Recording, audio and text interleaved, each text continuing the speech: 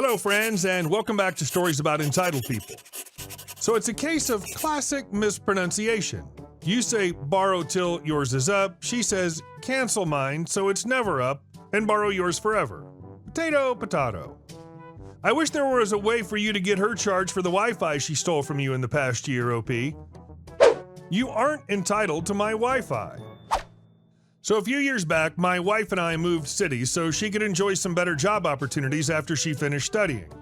We scouted out houses and wound up buying one when our initial intent was to rent for a while. New city was much cheaper than old city. I had to stay back in our old city to give notice at work and settle our affairs, while my wife moved to the new city to start her new job. So she winds up setting up all the utilities and getting the house ready.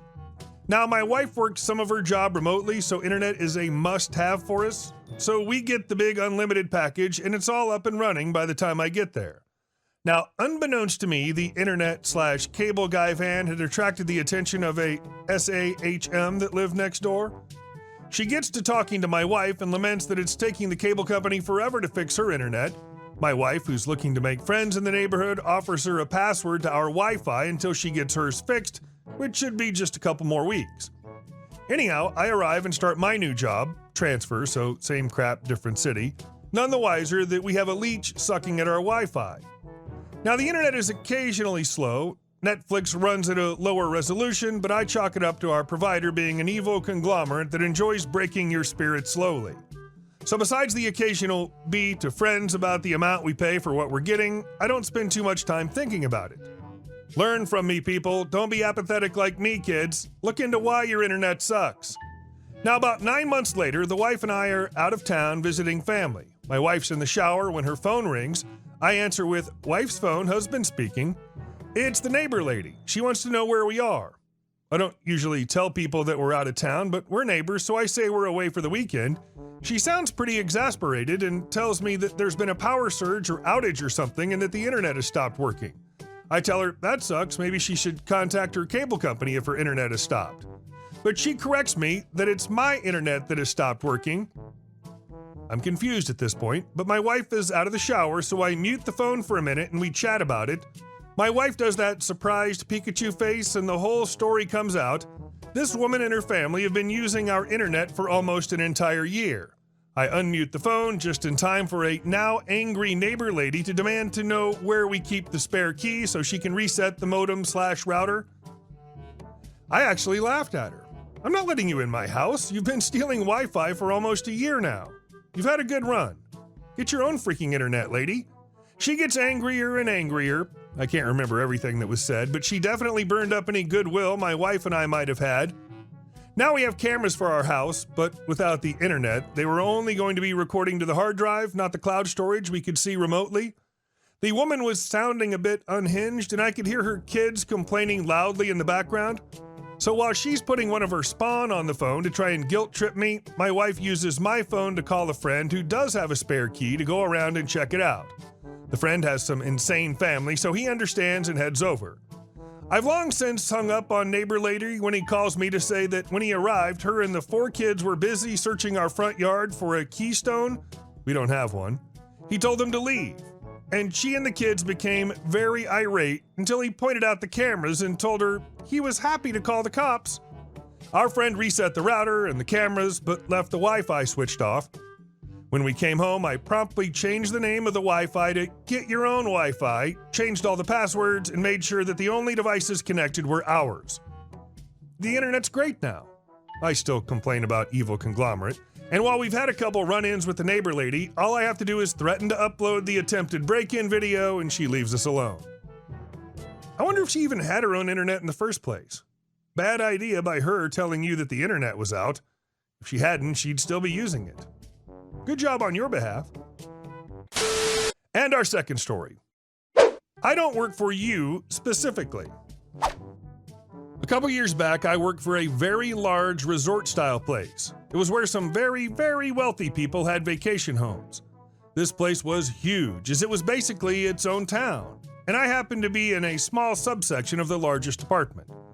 Now, it's important to note that the uniforms my small team wore were completely different from the vast majority of people in this department because we were very specialized. We wore blue shirts and gray pants, Most of the rest of the department wore green shirts with khaki pants.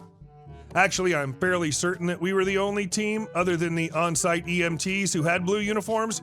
It was a big place, lots of employees, so almost everyone in public-facing jobs were essentially color-coded.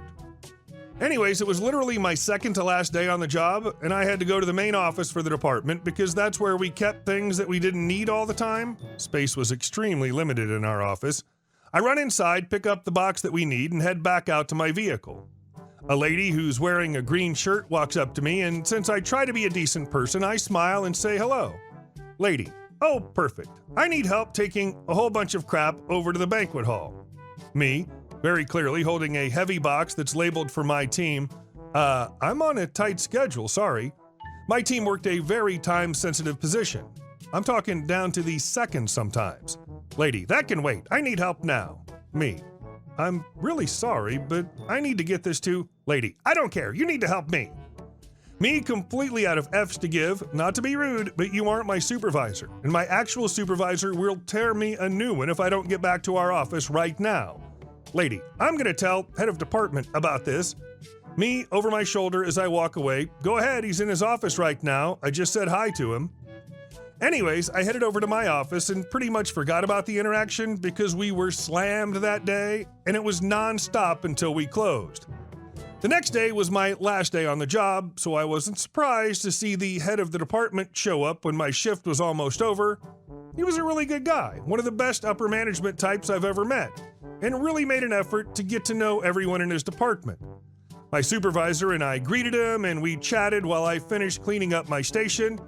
Department head, suddenly very grave: "OP, I got a very concerning report about you yesterday." Me and my supervisor: Department head, apparently you refused to give assistance to lady when she asked for it.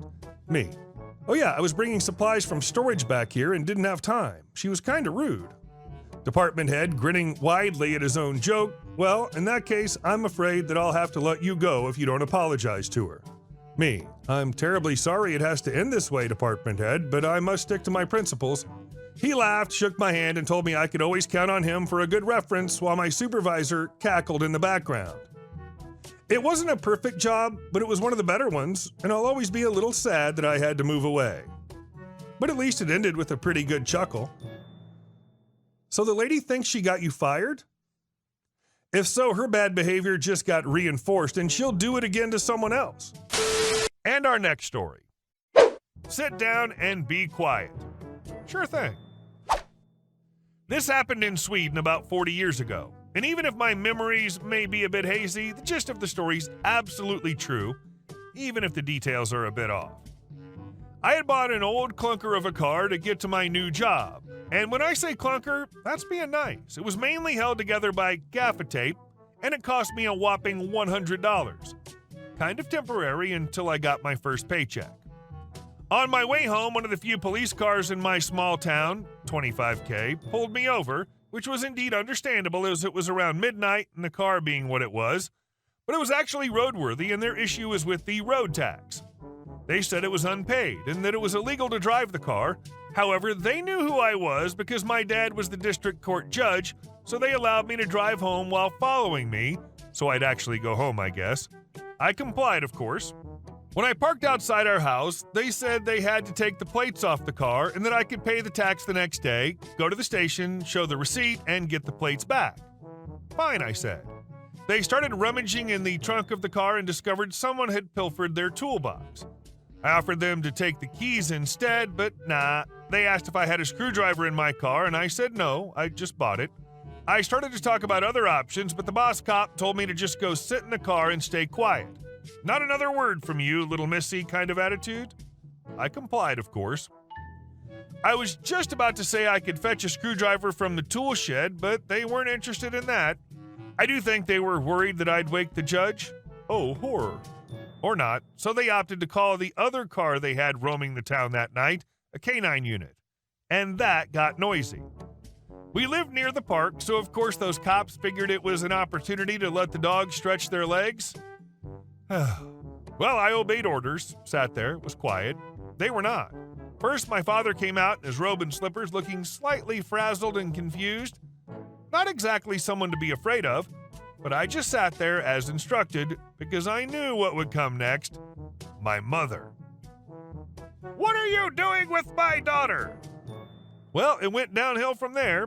Don't think my dad said a word, but my mom certainly ripped them a new one and got kind of famous on our street the next few days. Could have been a very quiet, nice interaction here, but, well, they wanted to make a big deal about the missing tax payment, so a big deal they got. For 10 cents. Simple typo. And our last story. The Karens have decided that the beach is their property and more. We have a cottage in a great little beach community in Michigan, and everyone is so fun and cool, except these 3 Karens. They feel entitled to squawk and make trouble constantly.